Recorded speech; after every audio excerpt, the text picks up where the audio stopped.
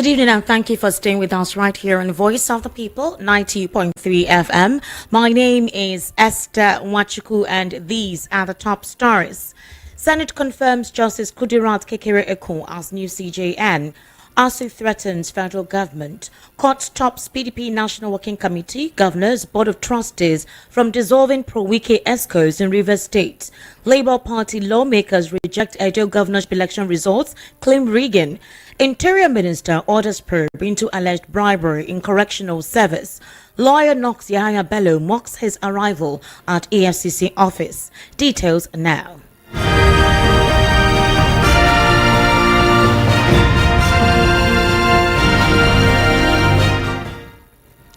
Thank you for staying with us. The Nigerian Senate has confirmed Justice Kudirat Kekere-Ekun, the highest-ranking justice of the Supreme Court, as the new Chief Justice of Nigeria.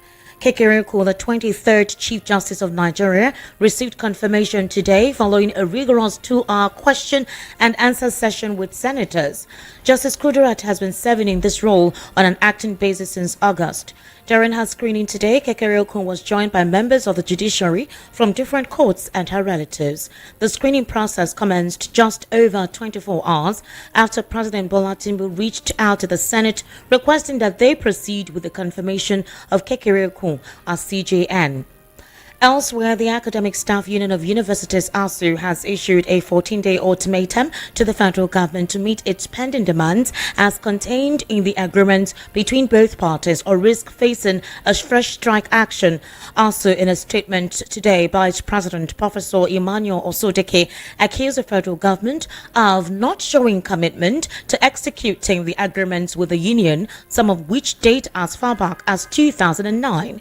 It urged the government to pay the withheld salaries due to the 2022 strike action and stop exhibiting delay tactics. The University Academic Union is also seeking the conclusion of the renegotiation of the 2009 Federal Government of Nigeria ASU agreement based on the Nimi Briggs Committee's draft agreement of 2021.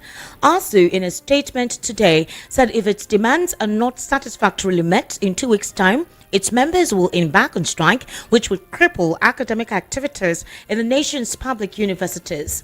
ASU is also demanding the release of unpaid salaries for staff on sabbatical, part-time and adjunct appointments affected by the Integrated Payroll and Personal Information System, also with the acronym IPPIS, and the payment of outstanding third-party deductions such as check-off dues and cooperative contributions. Its demands also include funding for the revitalization of public universities, partly captured in the 2023 federal government budget, and the payment of earned academic allowances, partly captured in the 2023 federal government budget. Other grievances of ASU are the proliferation of universities by federal and state governments, the implementation of the reports of visitation panels to universities, the reversal of the illegal dissolution of governing councils, and the adoption of the University Transparency and Accountability Solution as a replacement for IPPIS. Now, the federal government, the Federal High Court in Abuja, has restricted the People's Democratic Party, including its governors, the National Working Committee, and Board of Trustees from interfering with or disbanding the Executive Committee in Rivers State. Now, it is worth noting that members of Rivers PDP EXCO are loyalists of the Federal Capital Territory Minister, Nyesom Wike. However, Wike, a former governor, is currently at loggerheads with Simlai Fubara, the incumbent governor of Rivers State. In a ruling today, the Abuja court also stopped the PDP governors and the party's National Working and Board of Trustees from forming any temporary committees to take over the leadership roles of the party at the state, local government and ward levels in Rivers State. In a ruling on Wednesday, the Abuja court also stopped the PDP governors and the party's National Working Committees from forming any temporary committee to take over the leadership roles of the party in the state.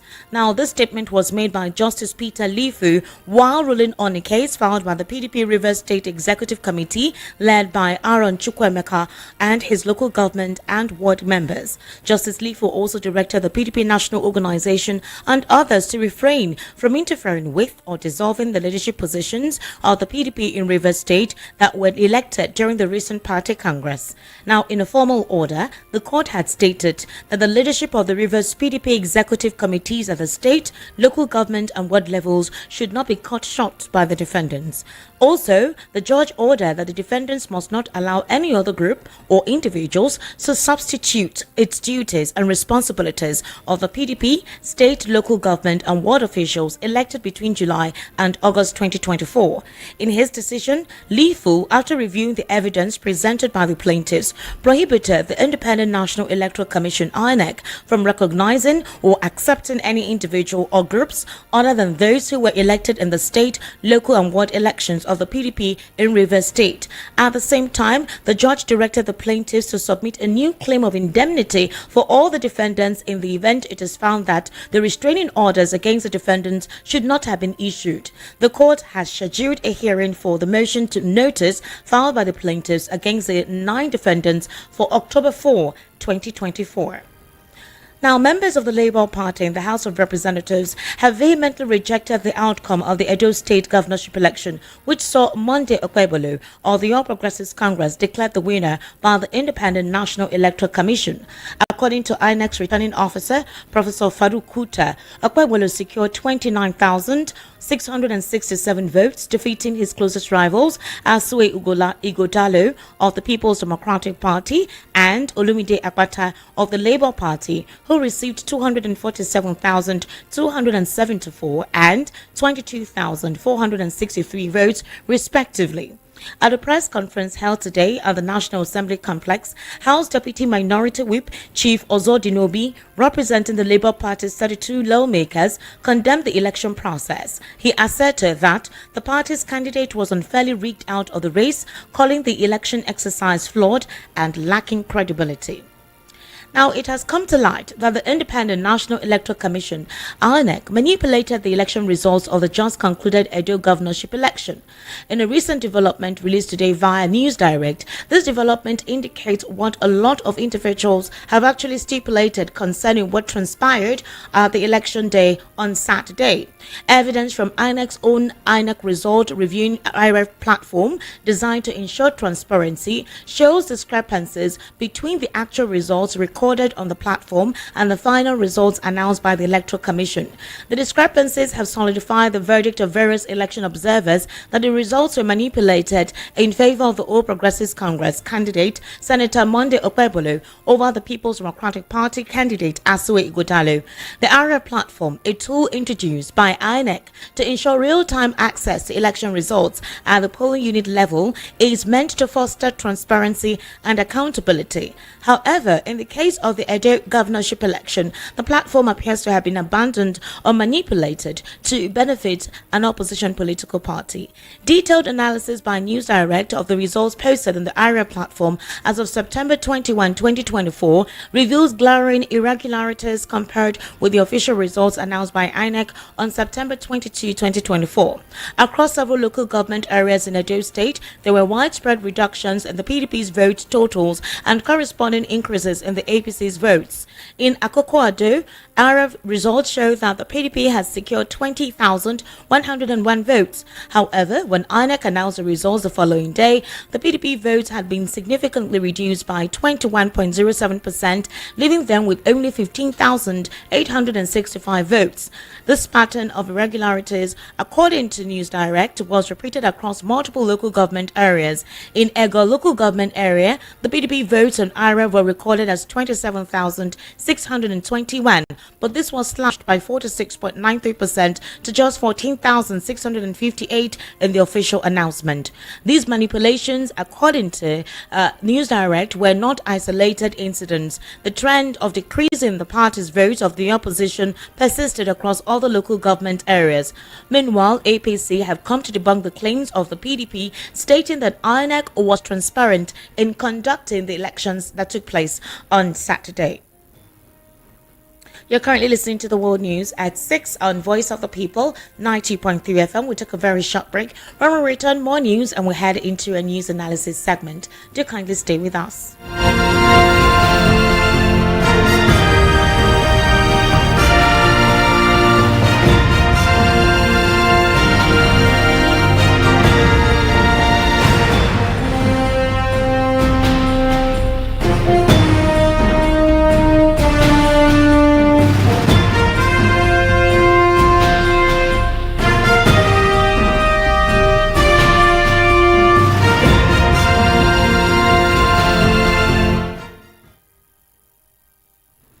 Welcome back. You're still listening to the World News at 6 on Voice of the People, 90.3 FM. In more news reports, the Economic and Financial Crimes Commission has asked the Federal High Court in Abuja to issue sanctions against the Defense Counsel of former Governor of Kogi State, Yahaya Bello. This is coming after Bello failed to appear in court at the resumed hearing today. Bello, who was expected to appear in court in connection with 19-count charges bordering on money laundering valued at 82 billion naira, was absent despite recent photos he published showing his visit to the headquarters of the prosecuting agency, the Economic and Financial Crimes Commission. At the resumed hearing of the matter, AFCC counsel Kemi Pinheiro requested the court presided by Justice Emeka Nwite to hold defense lawyers Adoye and Adewale responsible for contempt and professional misconduct and refer them to the Legal Practitioners Privileges Committee for sanctions. The lead prosecuting counsel said the lawyers have demonstrated audacity of irresponsibility and must be met with the audacity of the coercive powers of the court to show that the court is not a place for irresponsibility or entertainment. Pinheiro said Bello's lawyers have filed appeals at the Court of Appeal and the Supreme Court trying to delay his arraignment, adding that they failed to make applications for stay of arraignment in all their processes. Now it's time for a news analysis segment where I have right here in the studio Mr. Peter Anosike, who is a political, national and social affairs commentator. Mr. Peter Anosike is also an economic strategist. Good evening, sir, and thank you for joining us on the World News at 6. Thank you for having me. Let's start off with the situation whereby there was this expose concerning manipulation of Aide election results, which of course was released by News Direct. Apparently, there were reduction of votes in some polling units to favor the All Progressives Congress to the detriment of the PDP. What does this say about INEC as an institution? Well, what happened in Edo is exactly what happened on February 25, 2023.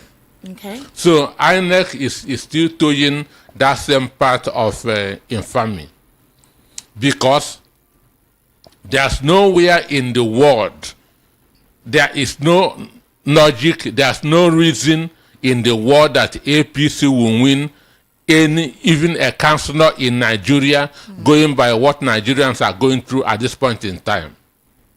So everybody with good conscience know that INEC manipulated that election in favor of the APC candidate. There's no two ways about it. They did everything in favor of the APC candidate. So there's no argument about it. All right. I would have loved us to discuss more on this, but I have other issues I wanted to shed light on. Now, the special advisor to President Bola Tinubu on Information and Strategy, Bayo Onanuga, is under fire for endorsing Aliko Dangote, president of Dangote Group. Apparently, on Tuesday, he posted on Bloomberg report of an interview with the president of Dangote Group, Aliko Dangote, advising the federal government that this is the right time to remove fuel subsidies completely. All right. So Dangote holds 650,000 barrels per day. Dangote Petroleum Refinery has started supplying petrol and boasted that fuel production at the refinery would help Nigeria save money. Well, it was a shocking post to read on Onanuga's handle, considering the fact that the federal... So it was therefore not surprising that he quickly deleted the post after he posted it. Now, sources disclosed that Onanuga had to delete the post because of the embarrassment it caused President Tinubu, who doubles as the Minister of Petroleum Resources. Onanuga himself had said in a statement on Tuesday that the federal government did not lie about the subsidy removal, further making his post on Dangote interview more ridiculous. He said the government has been faithful to its policy that it was no longer going to pay fuel subsidies since the deregulation of the sector in May last year. This was the same issue that we observed transpired when Ajirin Golali was there. There was serious miscommunication. Sometimes they post something, someone else posts something else that contradicts what the other person posted. If you're not certain of a particular information, why would you post it when you know that it will cause speculation?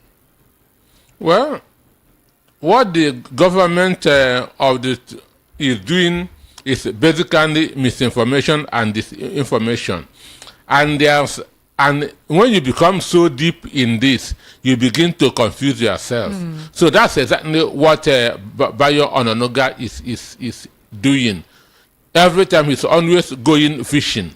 At the end of the day, you not even know what is favoring you and what is not favoring you.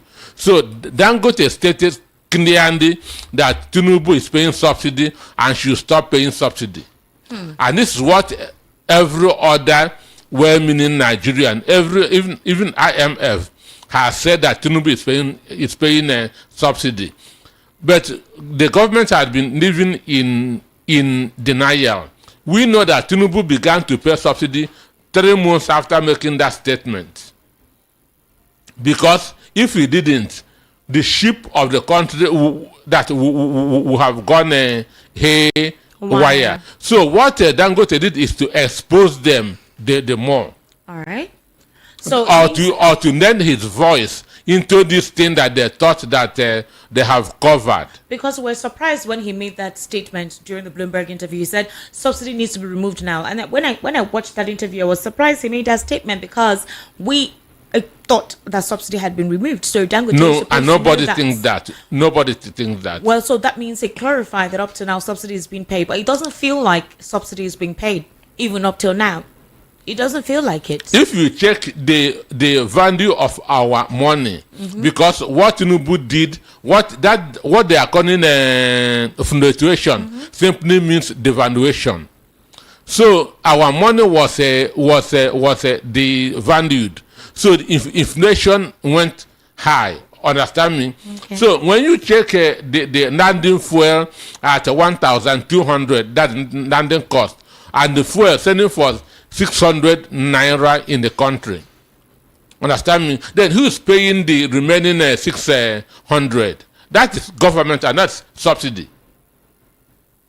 That is subsidy. So anybody who has basic knowledge of economics knows that Tinubu is paying subsidy. So if that was the case, then why did Bayo Onanuga delete his posts? Is it that he did not go through what he read before he posted? Does he not know that people actually help to interpret? So they need to clarify any statement from an official handle before they post it out there. He wants to please Tinubu, so he didn't read that story very well. He didn't reason very well before making that post. Well, right now, apparently, he has sort of embarrassed the presidency, and that his reaction, or rather what he tweeted, has stopped. He will keep on embarrassing him. He will keep on embarrassing him because he don't think clearly of his actions. He don't think clearly of his action. That was why he was fighting with Ajuri Nganande, who is to report first. Because I said it then that there's a top ranking that's in the presidency. Understand me? A news will break, they will not want to digest it, they will send a reaction. And a lot of the time it becomes embarrassing. And this, I'm assuring you, is going to continue. But the person that you are talking about is the person who will know his reputation. He don't even care. That's quite unfortunate. Let's go back again to the Aide elections. Apparently, Labour Party has actually been putting the gavel down. And according to what Ozodinobi, he blamed INEC officials and security agents for, according to them, alleged manipulation. Not alleged. It was manipulation. It's still alleged. It's still manipulation. Alleged election manipulation. So what he said that this criminal enterprise, aided by some elements of the state, including security agents and even officials of the electoral umpire, must be nipped in the bud and must not be allowed to be replicated in any future election. Now, there is, I don't know if you know Sam Amadi, he's a political analyst as yourself, yes. And then he actually was in a press conference where he was lecturing, and he talked about the institution INEC and what he considered the irregularities that goes on within that institution whenever elections are coming up.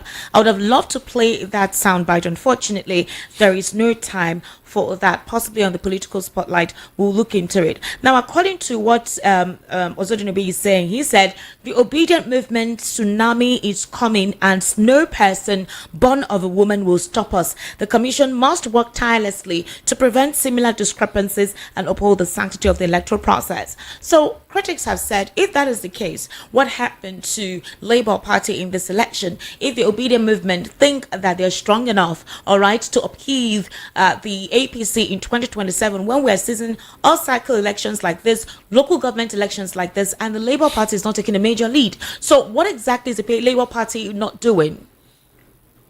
Well, for me, on this issue, from the beginning, I don't. That's Abata is a worthy candidate. Okay. Understand? But why I'm not too comfortable of him is because of the senatorial zone that he's coming from. He is a Benin man, Obaseki is a Benin man, and Edo is practicing this system of rotation, that from one senatorial zone to another. So there's no way Benin people would allow a Benin man to take over from a Benin man. Understand? So, but in my mind, I know that PDP, Asu Igadondo won that election. Understand me? He won the election, but it was manipulated in favor of the APC. I keep on saying it, that anybody that votes for APC in Nigeria has suffering in his DNA. Anybody that will vote for APC in Nigeria was created to suffer. So if APC cannot, in a free and fair election, win a council in Nigeria. But when Ganduje, that was what Ganduje was talking about. We are going to capture Edo. He didn't say that they are going to win Edo. He said that they are going to capture Edo, as if this is a war between Ukraine and Russia. So what they did was they captured Edo. They did not win Edo. Edo people voted for Asu Igadondo and not the APC candidate. So it is INEC and the security agencies that rigged it in favor of the APC candidate.